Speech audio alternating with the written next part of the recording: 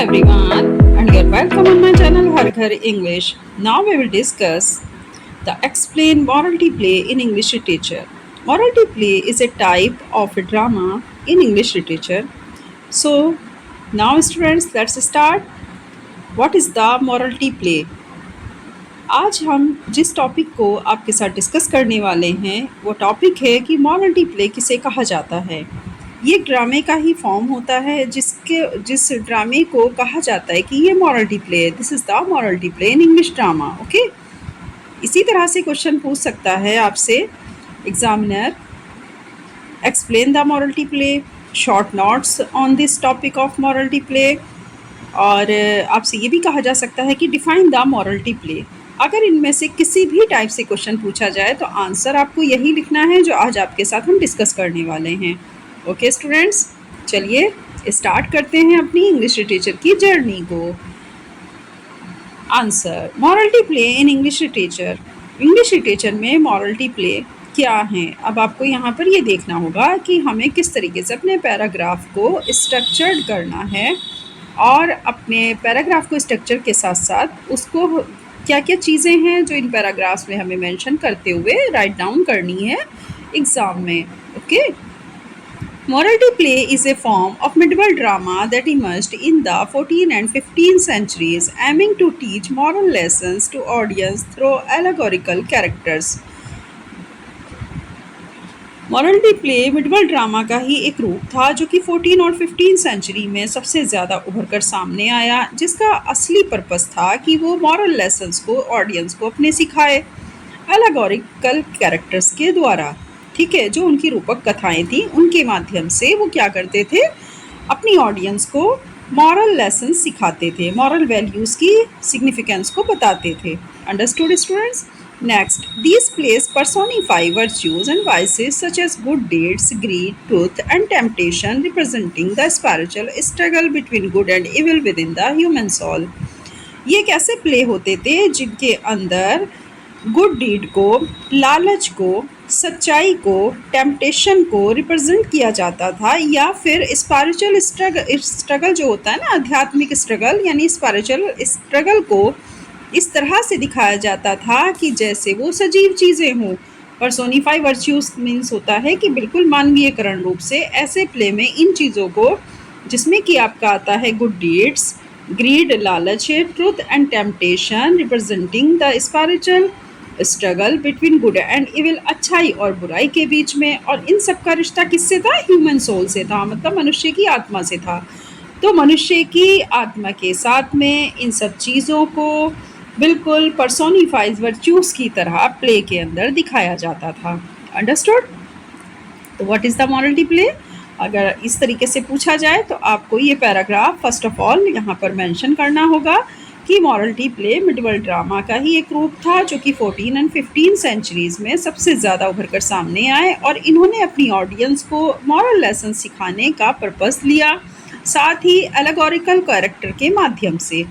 ठीक है, और ये प्ले एक पर्सोनिफाई वर्च्यूज़ के माध्यम से क्या करते थे? Good deeds, greed, truth and temptation को रिप्रेजेंट करते थे, स्पिरिचुअल स्ट्रगल को, गुड एंड इविल के बीच जो स्ट्रगल होता था उसको दिखाते थे, और इन सब का रिलेशनशिप ह्यूमन सोल के साथ में था, मानवीय आत्मा के साथ में था। जाहिर सी बात है, ये सारे जो वर्च्यूज़ होते हैं, जैसे कि अच्छे काम करना, या किसी आदमी के अंदर लालची होना उसका बहुत ज़्यादा, या बहुत ज़्यादा सच्चाई के रास्ते पर चलना, या फिर उसे अपने भगवान से, या अपने मतलब स्पिरिचुअल जो है उसके अंदर आध्यात्मिकता बहुत ज़्यादा, वो अपने भगवान से डरता है कि नहीं मैं ये बुरा करूँगा तो भगवान मुझसे इसका बदला लेंगे, तो वो फिर अच्छे काम करेगा। तो गुड एंड इविल के बीच में जो ये स्ट्रगल था, इस सब को ह्यूमन सोल के साथ दिखाया गया था। नेक्स्ट हेडिंग आप मेंशन करिएगा, the central figure is often an everyman character symbolizing all of humanity who faces trials and must choose between right and wrong.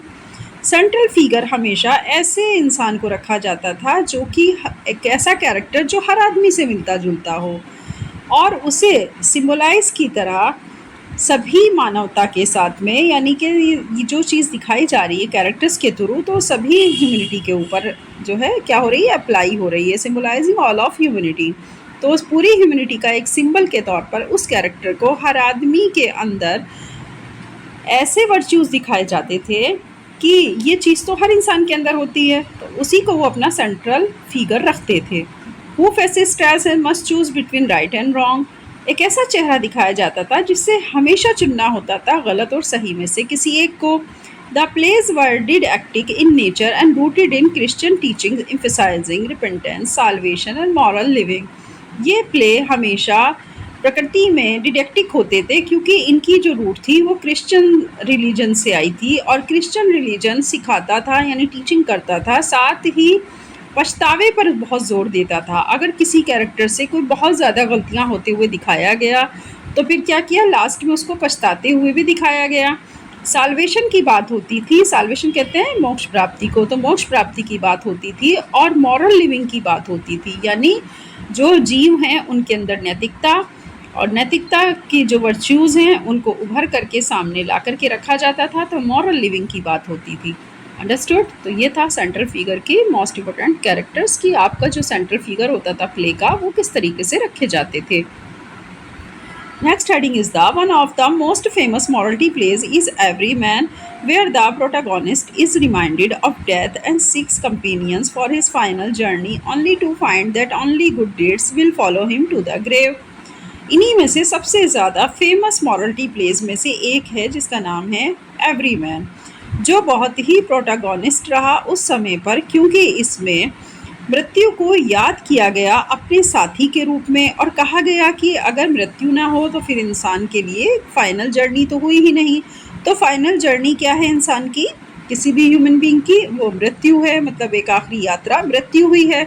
तो इस तरीके से इसे प्रोटागोनिस्ट के तौर पर डेथ को दिखाया जाना और फिर ये भी कहा गया कि जो इंसान अच्छे काम करेगा, गुड डीड करेगा, तो जाहिर सी बात है कि उसे जब वो कब्र में जाएगा will follow him to the grave. जब भी कोई इंसान अच्छे काम करेगा तो अपनी फाइनल जर्नी में उसको आराम रहेगा और वो कब्र में चला जाएगा। Morality plays served as a bridge between religious and secular drama, influencing the development of modern English theatre. Morality plays सेवा करते थे या मॉरलिटी प्लेज सर्व करते थे, ब्रिज एक मतलब एक पुल की तरह काम करते थे रिलीजियस के और सेकुलर ड्रामे के बीच में, यानी दोनों की खाई को पाटने का काम करते थे। मॉरलिटी प्लेस जिसमें था रिलीजियस और सेकुलर ड्रामा, इनका प्रभाव मॉडर्न इंग्लिश थिएटर पे बहुत ज़्यादा विकसित रूप में पड़ा। तो ये था आपका morality plays. I think you are understood. Okay, अब आप बहुत अच्छे समझ गए होंगे what is the morality plays in English literature. आप इसी तरीके से अगर डिफाइन करने के लिए आता है, शॉर्ट नोट्स लिखने के लिए आता है, this is the very most important for your examination form as a short notes. Okay, तो शॉर्ट नोट्स के रूप में अगर ये आए तो भी आपको इसी तरह से लिखना है और लॉन्ग क्वेश्चन भी इससे 200 का आपका कंप्लीट हो रहा है। हालांकि लॉन्ग क्वेश्चन नहीं पूछा जाता, ये मैं भी बता दूं, ज़्यादातर शॉर्ट नोट्स या फिर डिफाइन द मॉरलिटी प्ले इस टाइप से करके क्वेश्चंस पुट अप किया जाता है। तो आप सभी इसी तरीके से इसको लर्न करिएगा।